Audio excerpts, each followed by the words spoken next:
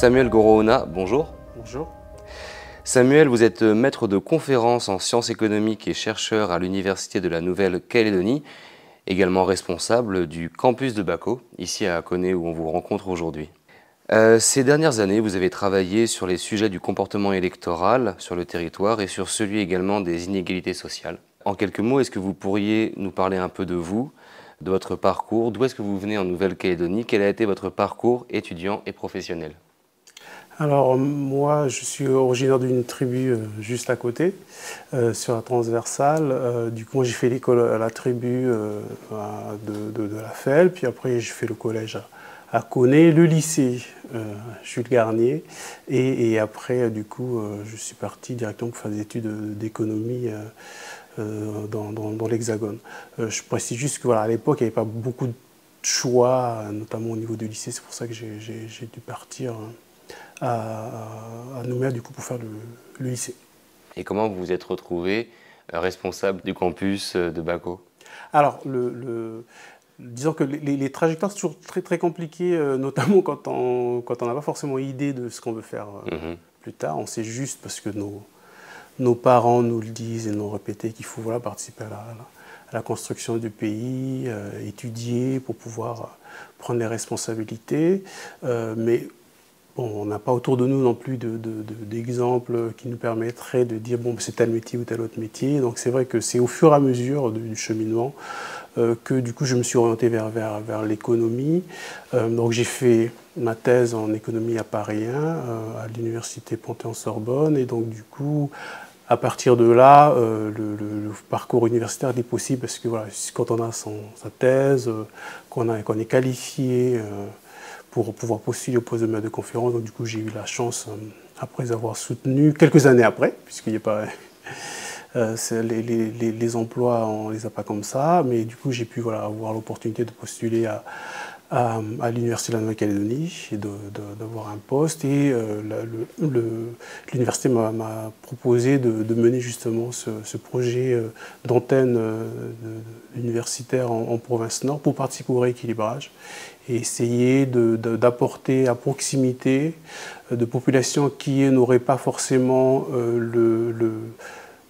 probablement l'opportunité, mais aussi parfois les conditions pour pouvoir aller facilement sur Nouméa, de poursuivre ici, puis de continuer quand cela est possible. Vous avez quel âge? J'ai 42 ans cette année. Donc vous êtes vraiment de cette génération Matignon, vous étiez encore tout petit du coup. C'est ça. Alors c'est vrai que bon, moi je disais tout à l'heure, j'étais à la tribu, donc j'ai un peu vu les mobiles effectivement. Bon, on était petits, hein, donc ils nous donnaient parfois des yaourts, des choses de ce type, donc forcément voilà, on n'est pas conscient de ce qui se passe. Mais par contre, j'ai fait le collège dans les années 90 et le lycée, du coup, collège et lycée dans les années 90. Et donc, c'était quand même très présent, nous, dans mes discussions avec soit nos familles ici au collège ou alors avec les copains à Nouméa, lycée Jules Garnier, qui était quand même une grosse partie de nos discussions était quand même sur la construction du pays, le fait que voilà, après les événements, il fallait faire quelque chose, s'engager, etc. Donc c'est vrai qu'on était quand même dans cette optique-là. Donc grosso modo, ce dont nos parents et les plus anciens, nos aînés nous ont essayé de nous faire comprendre, c'est que les événements, c'était une partie parce qu'il le fallait, que les conditions étaient catastrophiques, etc. Mais ça, c'est fini, maintenant il faut construire. Et donc du coup, c'est vrai qu'on était beaucoup dans cette optique-là, et j'ai fait des études en France avec de nombreux étudiants kanaks et calédoniens de manière générale, qui étaient aussi beaucoup dans cette optique-là, dans cette génération. D'accord, donc vous avez vraiment grandi avec cette notion, les événements c'est passé, désormais il faut construire. C'est ça. Quel regard vous portez sur ce qui se passe en Nouvelle-Calédonie depuis le 13 mai 2024? C'est un immense gâchis. C'est vrai que on a quand même suivi, enfin on suit l'actualité, les choses qui se font ces dernières années. Il y a quand même eu de nombreuses alertes, etc. Donc c'est vrai qu'on s'est dit que les choses ne devraient pas se finir comme ça. C'est fini, puis finalement ça s'est fini avec quelque chose qui ressemble à un retour 40 ans en arrière. Et c'est vrai que c'est assez difficile pour tout le monde. Bon, j'avoue que la première semaine, j'étais un peu sonné comme tout le monde, hein, en disant on a passé 30, voire presque 40 ans à essayer de construire, et puis finalement, en quelques jours, tout s'écroule. Donc c'est vrai on est très déçus. Ouais. C'est pas une question qu'on pose d'ordinaire à un chercheur, parce que vous travaillez sur les événements a posteriori, pas en plein milieu comme on l'est actuellement. Malgré tout, qu'est-ce qu'on est en train de vivre aujourd'hui selon vous? Est-ce que c'est une crise politique? Est-ce que c'est une crise sociale? Est-ce que c'est les deux à la fois? Face à quoi on se retrouve aujourd'hui?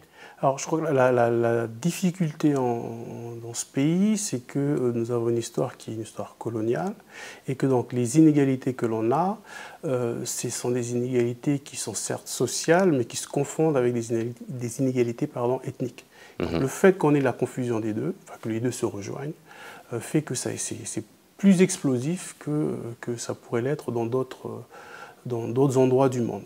Donc chaque fois qu'on va parler d'inégalité, ça paraît caricatural, mais c'est le cas, les chiffres le montrent, les plus aisés, bizarrement, ce sont les Européens, et les familles issues, enfin les enfants du coup à l'école, ils sont issus des familles les plus défavorisées, ce sont les Kanaks.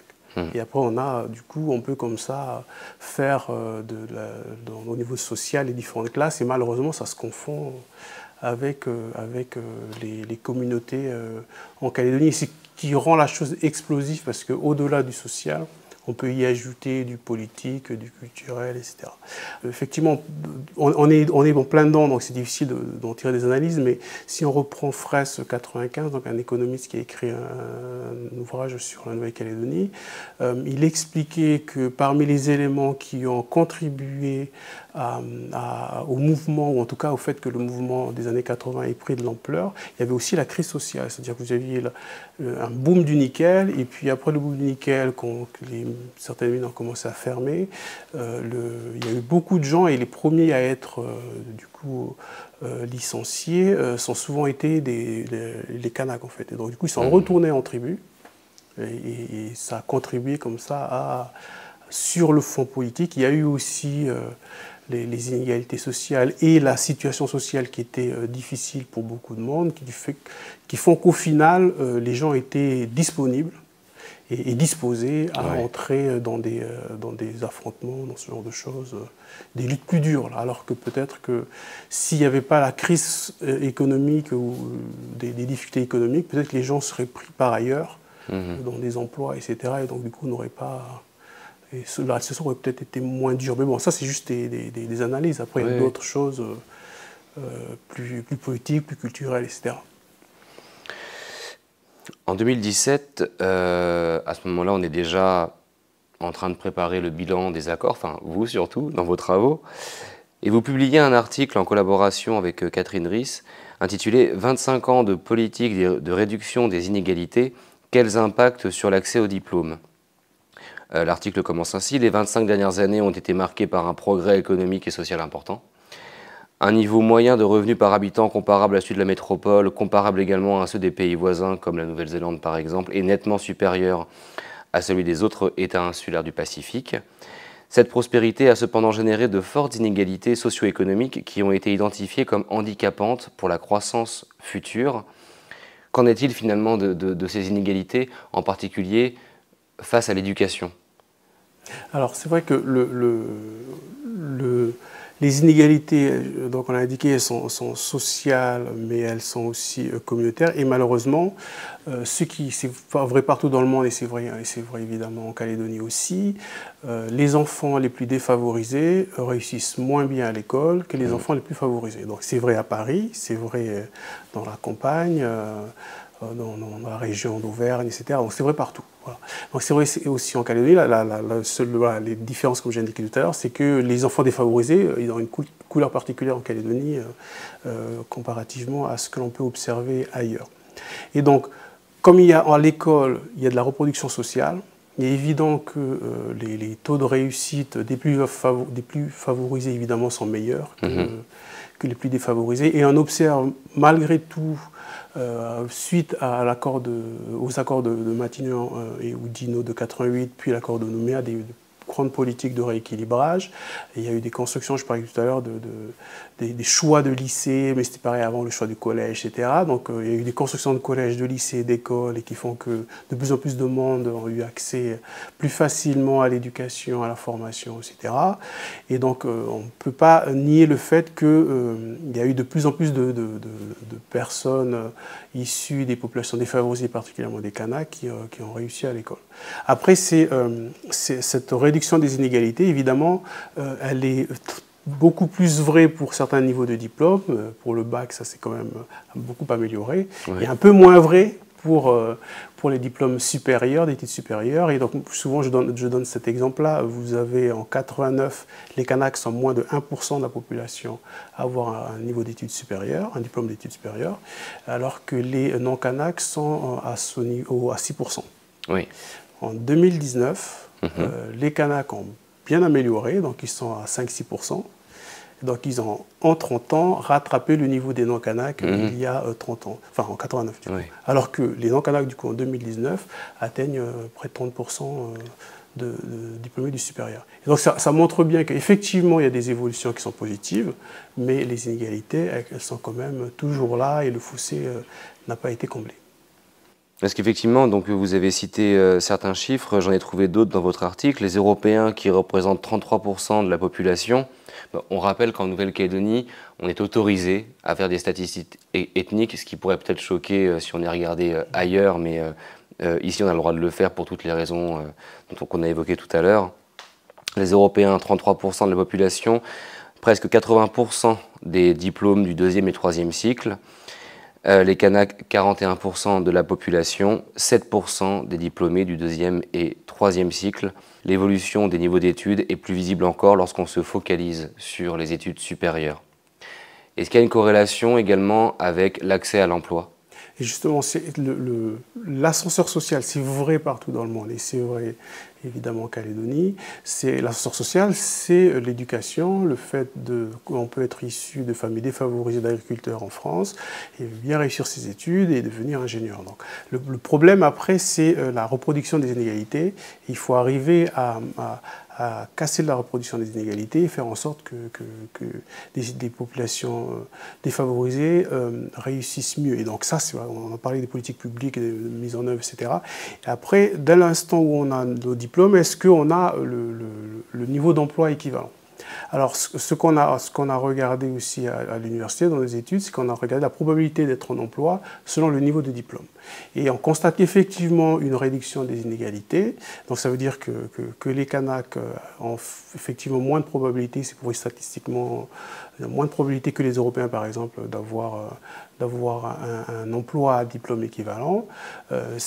Mais cette différence, elle se réduit et on a constaté que se tasse à partir de 2009. Donc on a une stagnation des inégalités d'emploi à partir de 2009 et ça veut dire que si ça tient aussi, enfin, si cette stagnation dure aussi longtemps, ça peut aussi expliquer de plus en plus de frustration vis-à-vis de l'emploi avec des personnes qui peuvent se dire moi j'ai des diplômes mais je n'ai pas accès à l'emploi.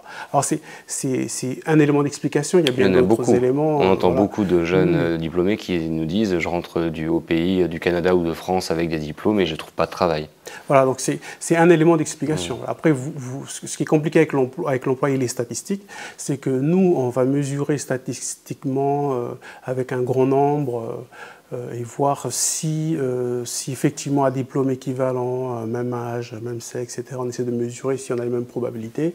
Mais après, vous avez toujours des questions d'expérience qu'on n'a pas forcément dans nos analyses. Vous trouverez toujours quelqu'un à même niveau que vous, à Bac plus 5, mais avec 10 ans d'expérience à Paris ou à Marseille, et vous avez un petit jeune calédonien qui rentre, du coup, c'est vrai que il faut toujours vous dire, oui, mais ce n'est pas les mêmes expériences que les autres. Donc, ce n'est pas toujours comparable.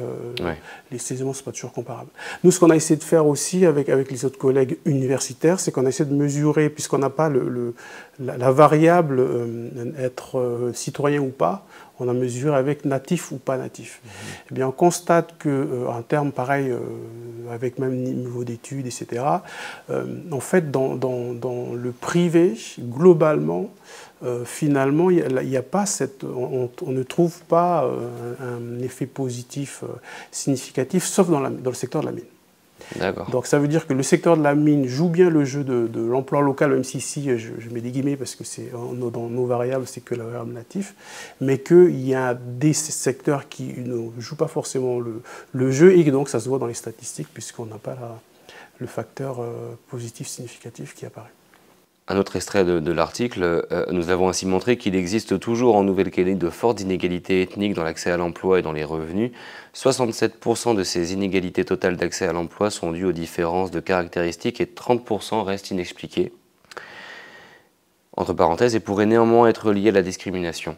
En province sud, on observe une élévation du niveau de diplôme au profit des bacheliers et des diplômés du supérieur en province nord et des îles Loyauté. Cela concerne surtout les diplômes professionnels inférieurs au baccalauréat. Qu'est-ce qu'on peut faire pour améliorer ce niveau d'accès aux études supérieures? On a entendu dire dans l'émission à plusieurs reprises, on a une école calédonienne qui est inadaptée aux besoins locaux. Certes, il y a des efforts qui sont faits pour calédoniser l'école.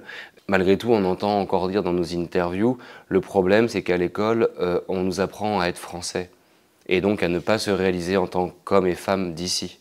Est-ce que vous voyez ce que ça veut signifier? Est-ce que je peux commencer d'abord par le début de votre question qui était sur du coup l'explication des inégalités, donc 67% expliqués par les variables, ça veut dire que de ce qu'on mesure, les variables que l'on a, on est capable d'expliquer la différence. Donc ça veut dire quoi? Ça veut dire que si vous avez une population de Kanak qui est ici de familles défavorisées et que du coup, si vous essayez de mesurer l'accès à l'emploi mais qu'il n'y a pas beaucoup d'ingénieurs, ben vous aurez mécaniquement moins d'accès à l'emploi qu'une autre population européenne par exemple avec beaucoup plus d'ingénieurs et donc qui aura plus accès à l'emploi. Donc ça, on peut l'expliquer. Ouais. Il y a une grosse partie quand même, et c'est assez élevé, d'inexpliqué. Et sur cet aspect inexpliqué, il y a ceux qu'on ne mesure pas. C'est-à-dire que vous pouvez arriver à votre entretien d'embauche et pas montrer beaucoup de motivation, ou avec des cheveux jaunes, j'en sais rien. Voilà, et donc du coup qui ne passe pas bien avec l'employeur. Mais il y a aussi potentiellement un aspect de discrimination. Et sur cet aspect de discrimination, nous, notre démarche, elle est statistique, parce qu'on est des économistes, donc on fait beaucoup de stats. Ça n'a rien à voir avec une démarche plus sociologique, de ressentir de la discrimination. Nous, on ne sait pas très bien le mesurer. Mais nous, on peut mesurer que l'aspect statistique. Et on l'a fait notamment pour le logement, par exemple. Donc, ce qu'on a fait, c'est des testings avec des collègues parisiens, dont l'un qui est assez connu en France, qui est Yannick Lorty. Et on a diffusé, on a répondu à des offres de logement sur Nouméa, mais avec des profils différents, donc non kanak, non européen, et avec du coup des signaux, par exemple, l'un qui est kanak fonctionnaire, l'autre qui est non kanak, enfin qui est européen, et fonctionnaire, on voit les différences. En fait, on prouve statistiquement qu'il y a effectivement de la discrimination. Donc, on a publié 2 articles sur le sujet. Donc, si vous cherchez un logement, mais que vous aviez un nom kanak, vous aviez moins de probabilité statistiquement d'avoir un rendez-vous qu'on vous réponde pour avoir un logement. C'est vrai aussi, on l'a testé avec un nom wallisien. Donc, le nom wallisien aussi a moins de probabilité qu'avec un nom européen d'avoir du coup un logement. Donc ça, c'est une réalité calédonienne. Après, c'est l'explication, elle est plus compliquée. Enfin, elle est plus compliquée, c'est-à-dire que la démonstration est plus compliquée, elle marche très bien avec les testings, ce qu'on appelle les testings quand on fait des profils différents, mais qui, au niveau de l'emploi, est très compliqué à mettre en œuvre. Et c'est pour ça que nous ne l'avons pas fait jusqu'à présent et que c'est compliqué. En fait, on essaie, mais voilà, c'est compliqué. Comment est-ce qu'on fait pour lutter contre ces inégalités, que ce soit dans l'accès et la réussite des études supérieures ou face à l'accès à l'emploi? Est-ce qu'il faut imaginer d'autres dispositifs de discrimination dite positive? Il y a plusieurs démarches dans la littérature. Il y a, notamment si on prend la région, parce que, bon, à l'échelle mondiale, il y a plein de choses, mais des situations un peu comparables, disons. Comme en Australie ou en Nouvelle-Zélande. Voilà. Ouais, ouais. Et donc, il y a deux démarches principalement. Il y a la démarche, du coup, qui est une démarche plus sur, effectivement, les pédagogies, la culture, etc., la valorisation de l'élève, par exemple. Et du coup, il y a cette idée-là dans la littérature qui n'est pas ma spécialité, du coup, de dire, ben, en fait, un enfant aborigène avec tout plein de qualités, de connaissances sur l'environnement, etc., il ne sera pas valorisé à l'école, où on demandera d'apprendre les mêmes choses qu'à l'européenne, etc. Et donc, du coup, il va être dans une situation difficile, enfin, en tout cas, moins confortable que les autres, etc. Donc, il y a une littérature qui est dans cette démarche-là. Nous, la littérature qui est la nôtre, enfin, du coup, en économie, en statistique, etc., c'est plus sur les aspects socio-économiques. Oui. Si vous aviez chez vous des livres, ça c'est des études qui montrent que bah, du coup l'habitude des livres ça peut avoir un impact. Si chez vous vous aviez des parents qui sont capables de vous faire une dérivée, de vous expliquer ce qu'est une dérivée et pas d'autres parents, bah, du coup l'effet est différent. Et si vous vous réveillez à 4 h du mat parce qu'il faut prendre le bus à 5 h pour aller au collège ou au lycée, etc., bah, forcément vous avez moins de sommeil, etc. Nous, si vous parlez français à la maison et à l'école. Exactement, les langues aussi sont des éléments qui sont étudiés à travers le monde et étudiés en Calédonie aussi. Donc effectivement, il y a beaucoup d'éléments comme ça qui entrent en ligne de compte. Donc il faut avoir des politiques publiques un peu pour ces différents aspects. Voilà, on parlait du transport tout à l'heure, bah oui, bien sûr, si on a des transports, c'est compliqué, etc. Après, transformer l'école, du coup, c'est beaucoup de choses. Il y a à l'échelle mondiale il y a aussi cette idée de faire en sorte que les classes ne soient pas surchargées, qu'il y ait des profs ou des enseignants en face qui soient suffisamment formés. Donc là, il y a beaucoup de facteurs pour l'école. Hein. C'est difficile de cibler qu'un seul facteur. Toujours est-il que l'école soit dans un endroit isolé ou en plein centre de Nouméa, en plein centre de Paris. Si vous êtes enfant de famille favorisée, vous allez, en termes de statistiques, vous allez mieux réussir que ceux qui sont issus de familles défavorisées. Et que donc, il faut arriver à offrir pour les enfants des familles défavorisées un environnement qui soit au moins comparable à ceux qui sont issus de familles favorisées. Donc je parlais par exemple d'expliquer une dérivée à la maison. Bah, en fait, dans des familles, c'est pas faisable. Donc du coup, c'est pour ça que des systèmes ou des politiques publiques de type Juvena, comme ça s'est fait avec Elie Poigoun à Nouméa, où certains ont fait des internats d'excellence, ça s'est fait également en province sud. Il y en a des internats ici dans le nord également, et aux îles, où on essaie d'apporter ce genre de choses, où on a un cadre de travail et l'enfant peut du coup mieux réussir, notamment dans des filières qui sont sélectives et des filières où généralement les enfants des familles défavorisées ne pensent même pas y aller. Malgré tout cela, on ne va pas réussir à tout réduire, donc il faut à côté de ça également de la discrimination positive. Et donc du coup, nous, dans nos articles, on plaide pour ça. Ce qui a déjà été fait, hein, on est juste en train de dire qu'il faut continuer à le faire. Oui, oui.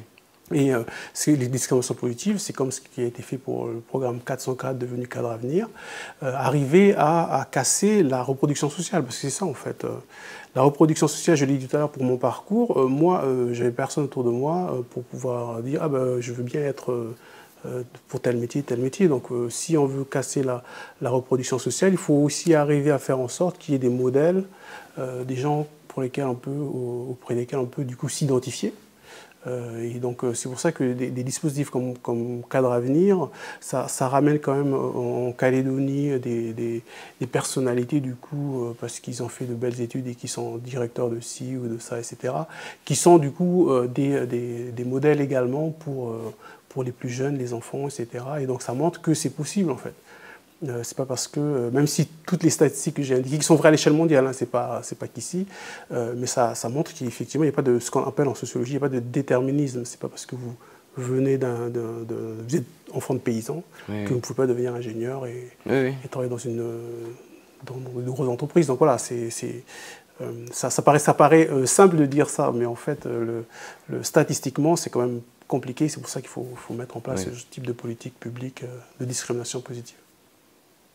Et vous-même, personnellement, Samuel, vous êtes un modèle ou une exception? Une exception. Je pense qu'il ne faut pas le nier, ça. C'est statistiquement.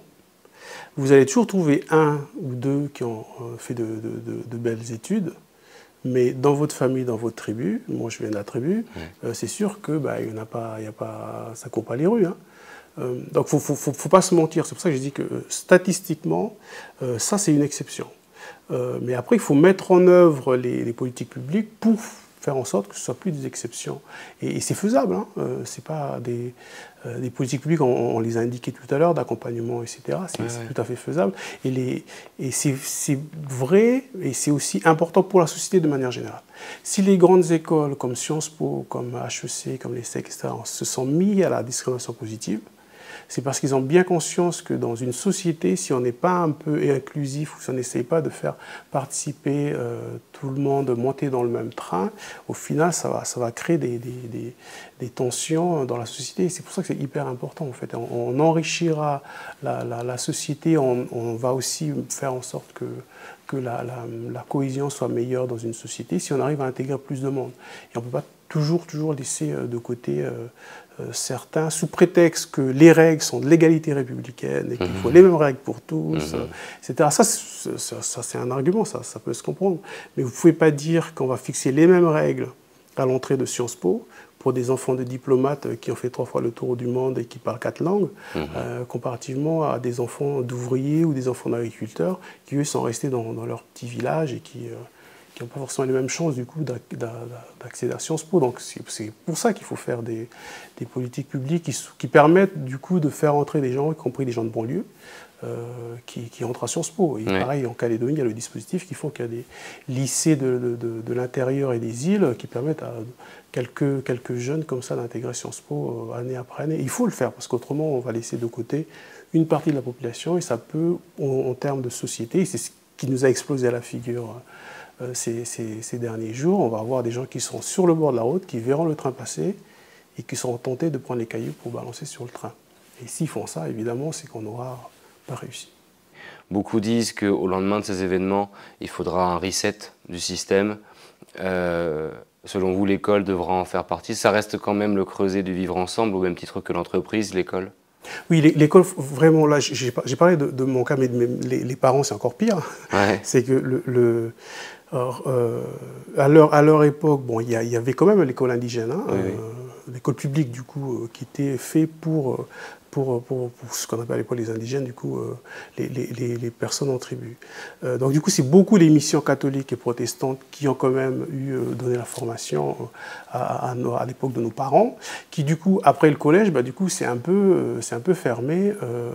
On a eu ce matin le comité des sages qui est intervenu à l'université, et Biwapochoy qui expliquait qu'il y avait 4 places au lycée du Lapeyrouse pour, du coup, tout le privé. Donc, il y avait la FELP, l'AZ et la DEC. Voilà. Donc, du coup, 4 places, c'est compliqué. Voilà, vous avez des milliers d'enfants, évidemment, de toute la Calédonie. Donc, à une certaine époque, nos parents ont fait quand même des écoles séparées, assez clairement. Nous, c'est un peu mieux, parce qu'on a quand même fait les collèges, les lycées, etc. Et je pense qu'aujourd'hui, c'est encore meilleur, parce que les populations sont quand même beaucoup plus mélangées. Et très tôt, ils sont ensemble à l'école. Et l'école, c'est vraiment important, c'est effectivement un creuset du vivre ensemble. Mais ils sont ensemble aussi dans les activités sportives, dans les activités culturelles, etc. Même si, bon, c'est pas les mêmes personnes qui jouent au tennis ou qui sont à la piscine que ceux qui jouent au foot ou au rugby. Bon, ça, on a tous bien conscience. Mais il n'empêche que voilà, il y a des mélanges qui se font. Bon, pareil pour la danse, les danses classiques, vous n'avez pas les mêmes enfants que les danses urbaines, hip-hop, etc.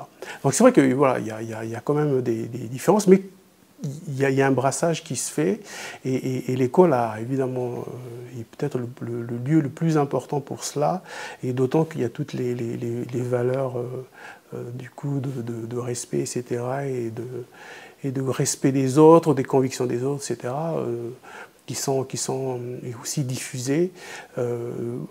Nous, à l'université, évidemment, aujourd'hui, on essaie de prendre notre part aussi en disant, bon voilà, c'est vrai qu'à l'université, chacun est libre d'exprimer sa voix, ses convictions. C'est l'université. Hein.